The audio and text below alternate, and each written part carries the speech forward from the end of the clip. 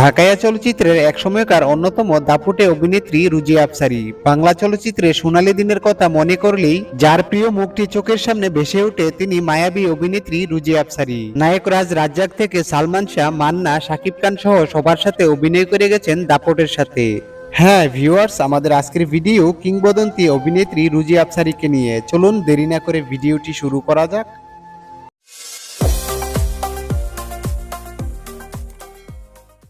আপনি কি বলছেন ভাইজান? এতদিন পরে আমি এসেছি আর আপনি উঠতে চাইছেন?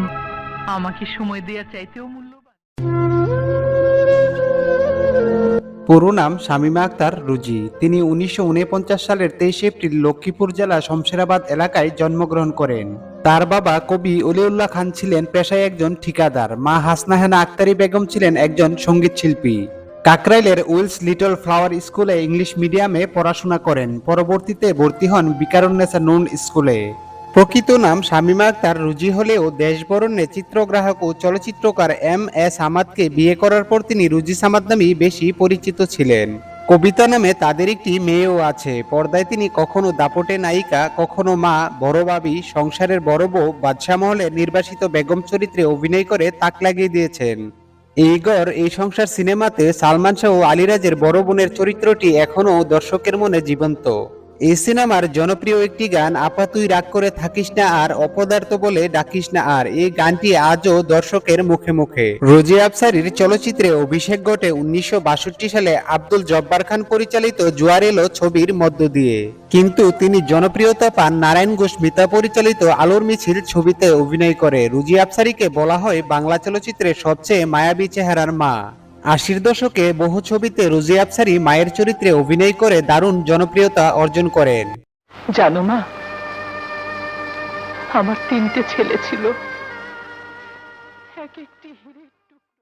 পরিচালকদের মধ্যে নারায়ণ ঘোষ মিতা ও এজে মিন্টুর পরিচালনায় সর্বাধিক ছবিতে অভিনয় করেন রুজি আফসারী। 4 দশকে রুজি প্রায় 350-টির বেশি চলচ্চিত্রে অভিনয় করেন। তার অভিনীত ছবির মধ্যে রয়েছে জোয়ার এলো, আলোর মিছিল, নীল আকাশের নিচে, দ্বীপ নেবে নাই, এতটুকু আশা, তিতাস একটি নদীর নাম, ওমর আকবর, স্মৃতিটুকু থাক, সাধারণ মেয়ে, রংবাজ, বেদের মেয়ে, লাঠিয়াল, রাজার ভাই বাদশাহ, ঠেকাও মাস্তান, বীর সৈনিক, মরণ কামর, চারিদিকে শত্রু, অর্জন, ক্ষমা, হীরাচুনি পান্না, পরমপ্রিয় উল্লেখযোগ্য।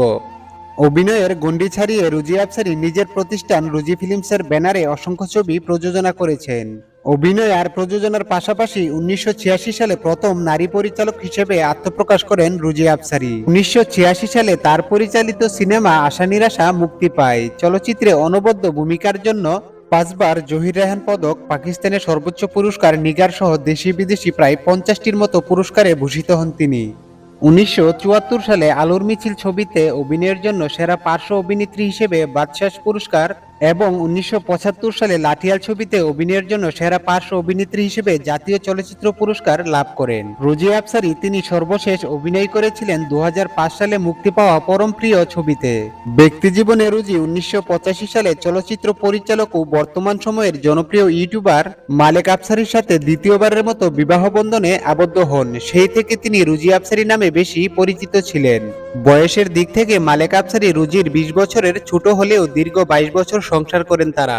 রুজি আফসারী দীর্ঘদিন কিডনির সমস্যায় ভুগছিলেন। তার 2টি কিডনি নষ্ট হয়ে গিয়েছিল। নষ্ট হয়ে যাওয়া কিডনি নিয়ে বেঁচে থাকার জন্য 4 বছর লড়াই করেছিলেন।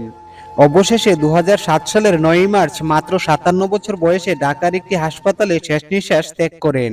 কিংবদন্তি মায়াবী অভিনেত্রী রুজি আফসারী, তাকে বনানী কবরস্থানে সমাধিস্থ করা হয়।